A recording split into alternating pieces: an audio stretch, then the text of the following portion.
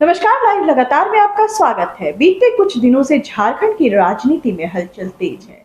इसका कारण है झारखंड के पूर्व कृषि मंत्री योगेंद्र साव।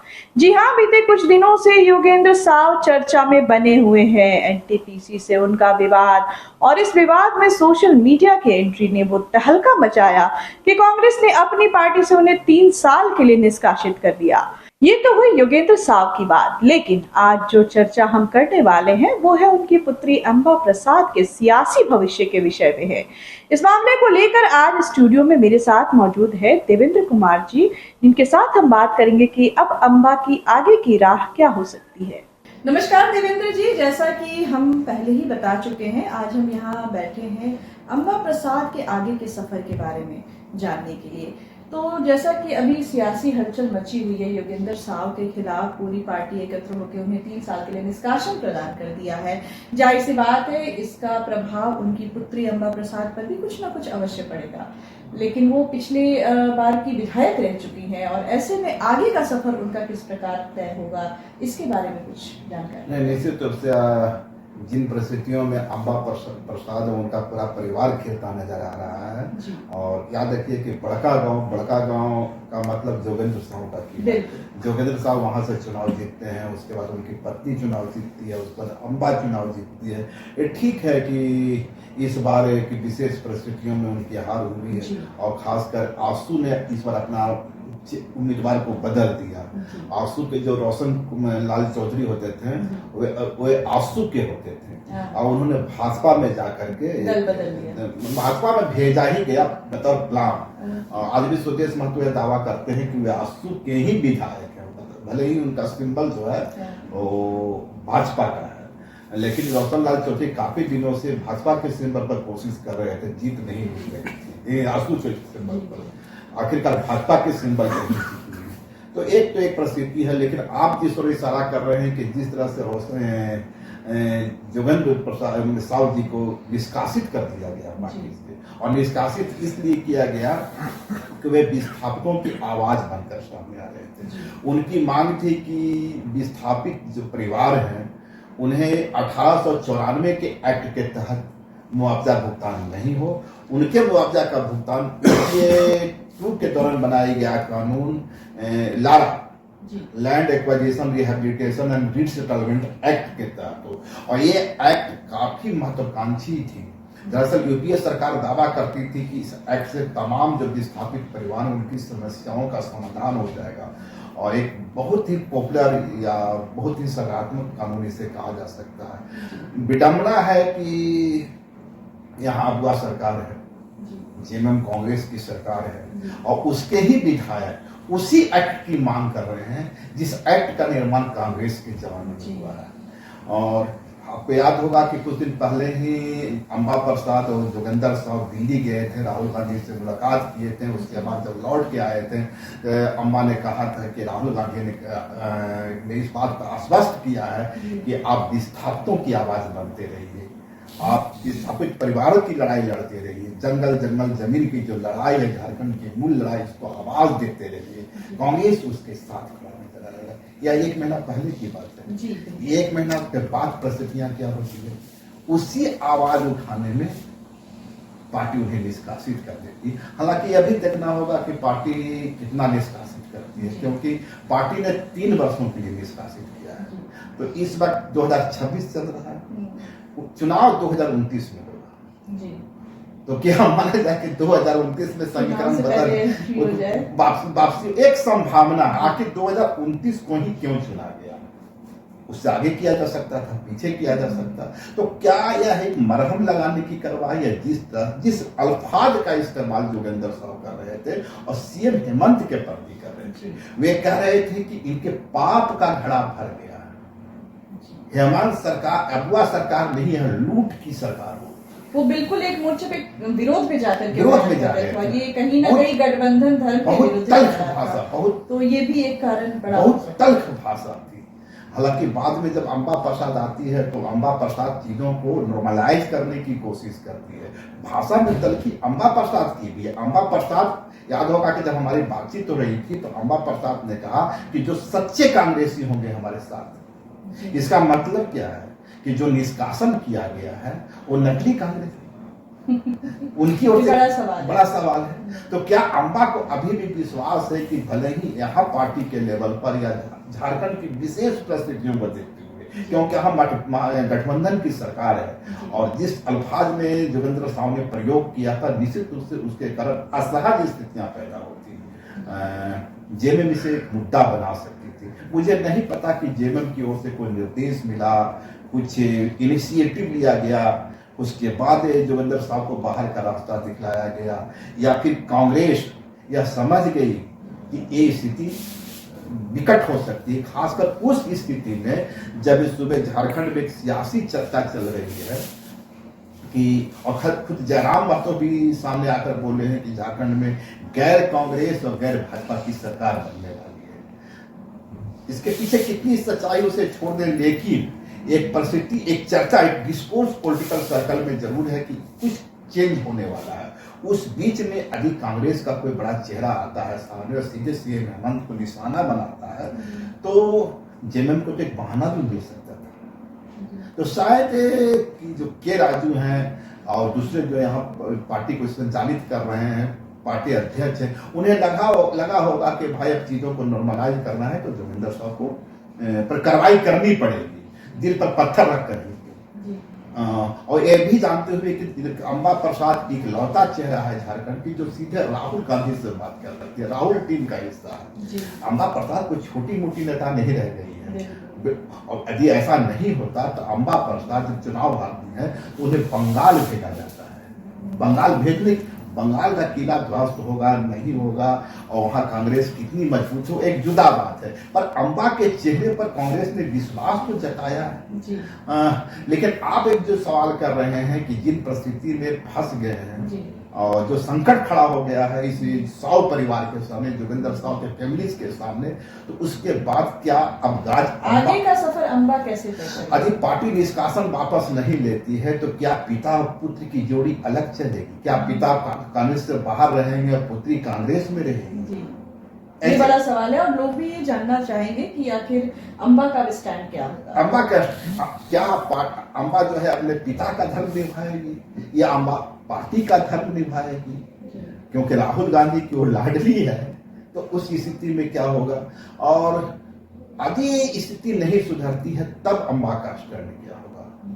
यदि कांग्रेस के सारे दरवाजे बंद हो जाते हैं, कांग्रेस इस हद तक चल जाती है कि हमें किसी भी शर्त पर गठबंधन को बनाए रखना है। अभी ये उनके लिए बहुत जरूरी है और गठबंधन के लिए हम कुछ भी कुर्बानी दे सकते हैं, चाहे जोगेंद्र साहु की कुर्बानी देनी हो, चाहे अम्बा प्रसाद की कुर्बानी। ऐसी स्थिति में न चाहते हुए भी प्रदेश स्तर और कांग्रेस का जो सेंट्रल लीडरशिप है वह चीजों को नियंत्रित करेगा और चाहेगा कि इस विवाद संतुलन की स्थिति में नहीं, इस विवाद चूंकि चेहरा विभाजित हो गया है, इससे दूरी में। आपको याद होगा कि पप्पू यादव बिहार में, पप्पू यादव के साथ क्या हुआ? आज भी पप्पू यादव कहते हैं कि मैं कांग्रेस हूँ, पर कांग्रेस उसके आना मानती नहीं। अभी भी कांग्रेस 99 के आंकड़ा पर लटका हुआ, जबकि उसके 100 सांसद हैं, पप्पू यादव हैं। तो आपको यह भी होगा कि यहाँ बरही के विधायक अकेला प्रसाद होते थे, उन पर भी पार्टी अनुशासन कार्रवाई चलाया था। आखिर वो अंत तक कहते रहे कि मैं तो कांग्रेसी। हर जन्म उनकी वापसी हो गई है, तो पर वो इस तरह के विवादित बयान नहीं दिया। हालांकि अकेला यादव का भी बयान बड़ा बयान था, उन्होंने कहा था कि 1 करोड़ रुपए हमसे मांगे गए हैं टिकट के लिए, बावजूद उसे पार्टी वापस ले लेती है और कहते हैं कि नहीं मैंने आवेश में। ये एक बड़ा इल्जाम आवेश में कोई कैसे लगा सकता है? जोगेंद्र साहब इन चीजों को नियंत्रित करते हुए दिख रहे हैं। कल जो मेरी बातचीत उनसे हुई और कल जो सोशल मीडिया पर उन्होंने आकर के बयान दिया है, उन्होंने कहा है कि यदि एक आवेश में मैंने कुछ बातें कह दी और पहली बार सीएम हेमंत के बारे में कुछ टिप्पणी कर दी तो क्या मुझे इतनी बड़ी सजा मिलेगी? लेकिन सारे क्यासों को भूल जाइए, ये होगा वो होगा वो होगा। यदि यही होता है कि कांग्रेस यह फैसला लेती है और जेएमएम का यह निर्देश मिलता है कि हमें किसी भी सूरत में अब अम्बा या अम्बा परिवार नहीं चाहिए, क्योंकि याद कीजिए कि 2013 में भी जोगेंद्र साहु सीएम हेमंत के 13 महीने की सरकार में मंत्री थे। और उस वक्त नक्सलियों का एक मामला सामने आया, नक्सली संगठनों के साथ इनकी संलिप्तता सामने आई थी और सीएम हेमंत ये काफी गंभीर मामला हुआ था, बाहर का रास्ता दिखला दिया था। तो सीएम हेमंत इनके बीच रिश्ते में थोड़ी तलखी तो हमेशा रही। और लेकिन आपका जो मूल सवाल है कि आखिर अम्बा के पास विकल्प क्या बचे, मुझे लगता है कि आपको याद होगा कि हाल के दिनों में जयराम महतो थोड़ा नरम रुख दिखाते हुए मिले अम्बा के प्रति। अब विधानसभा चुनाव के पहले की बात कीजिए, तब आप जयराम महतो कह रहे थे कि पूरा परिवार है, पहले पिता बनेगा, उसका माता बनेगी, उसका बेटी बनेगी। अम्बा पर हमलावर थे जयराम महतो। लेकिन अब वो कह रहे हैं कि अम्बा जिस स्थिति में फंस गई है, जोगिंदर साहब विस्थापितों की आवाज उठा रहे हैं, उसे उचित मुआवजा देने की बात कर रहे हैं, रिहेबिलिटेशन की बात कर रहे हैं। झारखंड में कोयला है, अब्रक है, लोहा है, सब बाहरी लोग लूट रहा है। अभी इस लूट का विरोध जोगिंदर साहब कर रहे हैं, अम्बा अभी इसकी आवाज बन रही है। तो जहां भी जरूरत होगा मैं अम्बा के साथ खड़ा रहूंगा। ये एक बड़ा स्टेटमेंट है और ये हो सकता है झारखंड की राजनीति में एक कुछ नया ही समाचार दे दे। जयराम को भी जरूरत है अम्बा को तो जरूरत है जयराम की। निश्चित रूप से जब सारे रास्ते बंद हो रहे हैं तो कम से कम अम्बा ये जान रही कि जयराम महतो के पास 16% कुर्मी वोट बैंक है जिसके और वो जो इलाका है उनका बड़का गांव, वहां भी उसकी मजबूत आबादी है। तो अम्बा इससे भी सियासी अपनी डगर को पार कर सकती है। और एक बात और हमेशा याद रखिए, बड़का गांव का जो किला है ना, और जहां से अम्बा के परिवार जीतता है, वो कांग्रेस के मुद्दे नहीं जीतता है। वो जोगिंदर साहब का जो संघर्ष रहा है, उनका जो फेस वैल्यू है वो वहां उस पर वो जीतते हैं। ऐसा कांग्रेस को गलतफहमी दूर कर लेनी चाहिए कि जोगिंदर साहब अम्बा प्रसाद या अम्बा प्रसाद की मां चुनाव जीतती है तो कांग्रेस के रहमो करम से नहीं, कांग्रेस के रहमो करम से नहीं, अपने फेस वैल्यू से, अपने संघर्ष से, वो जो कफन संघर्ष से लेकर तमाम संघर्ष करते रहे, विस्थापकों के साथ खड़ा रहे। अब कह सकते हैं कि जोगिंदर साहब पर ये एलिगेशन भी लगते रहे हैं कि उनका संपत्ति बहुत बड़ी है, धन बढ़ा है। जिस तरह से जोगिंदर साहब का राजनीतिक कद बढ़ा, उसी अनुपात में उनकी संपत्तियां भी बढ़ी। और हाल में ईडी की छापेमारी भी हुई थी। तो ईडी की छापेमारी के बाद तो अमूमन जो नेता होते हैं वो भाजपा में चले जाते हैं। अम्बा ने ये रास्ता नहीं अपनाया है। याद होगा लोकसभा चुनाव में अम्बा प्रसाद को हजारीबाग से उम्मीदवार बनाने की चर्चा थी।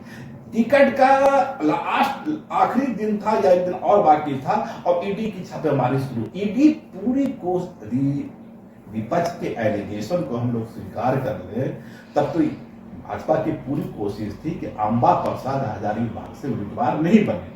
यदि अम्बा प्रसाद हजारीबाग से उम्मीदवार बन जाती तो एक बहुत अच्छा प्रयोग होता, कांग्रेस को एक मजबूत चेहरा भी मिल जाता और हजारीबाग जो भाजपा का गढ़ रहा है उसके सामने चुनौती गंभीर भी हो जाती है। हम लोग मुद्दे से भटक रहे हैं। मुद्दा है कि अम्बा का आगे का सियासी सफर कैसा होगा। तो एक तो है कि अम्बा को जरूरत है जयराम महतो की, इसलिए कि जयराम महतो के पास 16 से 17% वोट बैंक है। जयराम महतो की जरूरत है अम्बा को इसलिए कि अम्बा प्रसाद जिस बैस जाति से आती है, जिस बैस कम्युनिटी से आती है, वो झारखंड में उसकी एक मजबूत आबादी है। और आज एक कम से कम 6 से 7% आबादी है, या कुछ लोग 8% भी होने का दावा करते हैं। फिर 6 से 7% आबादी बैस कम्युनिटी की है। आदि ये बैस कम्युनिटी अम्बा के फेस वैल्यू के सहारे जयराम महतो से जुड़ जाता है, तब जयराम महतो 16% कुर्मी और 6 से 7% माने 20-21% से शुरुआत कर सकते हैं जयराम महतो। ठीक है, निकट भविष्य में इस 21% से आपको बहुत चीजें हासिल नहीं होगी, पर ओवरऑल झारखंड में एक मजबूत आधार बन जाएगा जयराम महतो का। और अम्बा जिस सियासी संकट में आज जूझती नजर आ रही है, उसकी नैया भी पार हो जाए। तो कहीं ना कहीं ये कहा जा सकता है कि जयराम और अम्बा अगर एकजुट हो जाए, एक साथ मिल जाए, एक दूसरे को सपोर्ट करे, तो झारखंड की सियासी जो अभी चेहरा है वो उसमें कुछ बदलाव, सियासी गणित बदल जाए। इसलिए इसलिए कि कुर्मी समुदाय प्लस वैश्य समुदाय और आदि जयराम महतो कुछ और समुदायों को आपस में जोड़ने में सफलता हासिल कर लेते हैं। 2029 में अभी देरी है, अभी 3 वर्ष का वक्त है जी। तो 3 वर्ष में जयराम महतो कोई सियासी प्रयोग कर जाते हैं, नया समीकरण गढ़ लेते हैं। और बार बार उदाहरण दिया मैं देता हूँ बिहार का, नीतीश कुमार 3 से 4% में 20 वर्ष तक सीएम रहते हैं, 4% आधार वोट बैंक था उनका। जयराम महतो के पास 16% आधार वोट बैंक है, अभी 6 से 7% लेके अम्बा ऐड कर देती है उसमें, और अम्बा निश्चित रूप से समीकरण बदल जाएगा। अम्बा एक मुखर वक्ता है, अम्बा चीजों को समझती है। और खबर तो यह भी आई कि जनाधार है, संपन्न परिवार से हैं, तो निश्चित रूप से अम्बा के सामने रिसोर्सेस की कमी नहीं है। तो एक बेहतर विकल्प हो सकता है, कितना होगा करना अभी तो परिस्थितियों पर समय के गर्भ में छुपा पर यदि अम्बा और जयराम एक हो जाते हैं तो निश्चित रूप से झारखंड में एक सियासी भूचाल आएगा। इस सियासी भूचाल में किसके पैर कबड़ेंगे वो तो अलग बात है, देखना होगा। इन लोग की ही से सफलता कितनी मिलती है यह भी देखना होगा। पर इतना निश्चित है कि वोट परसेंट इन लोग का एक बड़ा उछाल है। नहीं, एक चीज और इसमें ऐड करना चाहेंगे परमा मैडम कि देखिए जयराम महतो का मूल लड़ाई क्या है। जयराम महतो हमेशा विस्थापित परिवार की लड़ाई लड़ते रहे, जमीन की लड़ाई लड़ते रहे। जयराम महतो का एलिगेशन रहा है कि कोयला हमारा, खनिज हमारा, लोहा हमारा, और झारखंडियों की 40% देश का 40% खनिज संपदा झारखंड देता है। एक चाहे जो यहाँ के आदिवासी या मूलवासी के जो जमीन है उनके नीचे है, बावजूद इसके आदिवासी मूलवासी परिवार जो है या जो समाज है यहाँ वंचना का शिकार है। उसका वो न तो उसको सामाजिक हिस्सेदारी मिली है, न राजनीतिक हिस्सेदारी मिली है, न उसका एजुकेशनल डेवलपमेंट हुआ है। यही शिकायत है ना उनका। जोगिंदर साहब उनका परिवार क्या कर रहा है, इसी के लड़ाई वहां लड़ रहा है कि विस्थापितों को उचित मुआवजा मिले, उन्हें रिहेबिलिटेशन मिले, रीसेटलमेंट का अवसर मिले, यही आवाज। तो दोनों के मुद्दे तो कॉमन हो रहे हैं, तो एक संभावना तो बनती है। और जयराम महतो इसका इशारा भी कर चुके हैं कई बार कि अम्बा के साथ अधिक कुछ होता है, और अम्बा जिस मुखरता से लड़ाई लड़ रही है, हमारी जरूरत होगी तो मैं उसके साथ। ये साफ संकेत जयराम ने अपनी तरफ से दे दिया है। तो देखते हैं आने वाला फैसला तो अम्बा के हाथ में ही है कि वो क्या फैसला करती है अपने सियासी करियर। अम्बा के हाथ में भी है और कांग्रेस के हाथ में भी है। यदि कांग्रेस अम्बा के लिए, जोगिंदर साहु के परिवार के लिए सारे दरवाजे बंद कर देती है, तब तो अम्बा नए विकल्प की तलाश करेगी। और यदि अम्बा नए विकल्प की तलाश में जयराम महतो के पास जाती है तो जयराम महतो इसे गोल्डन अपॉर्चुनिटी के रूप में उपयोग करेंगे। तो कुल मिलाकर झारखंड के सियासी हलचलों में कई संभावनाएं सामने आ रही है जो यहाँ के राजनीतिक समीकरण में बड़ा बदलाव ला सकती है। फिलहाल इस मुद्दे को हम यही विराम देते हैं। हम फिर आपसे मिलेंगे नए चर्चा नए मुद्दे के साथ। तब तक के लिए नमस्कार। लाइव लगातार के वीडियो को लाइक करें, सब्सक्राइब करें और बेल आइकन को दबाना न भूलें।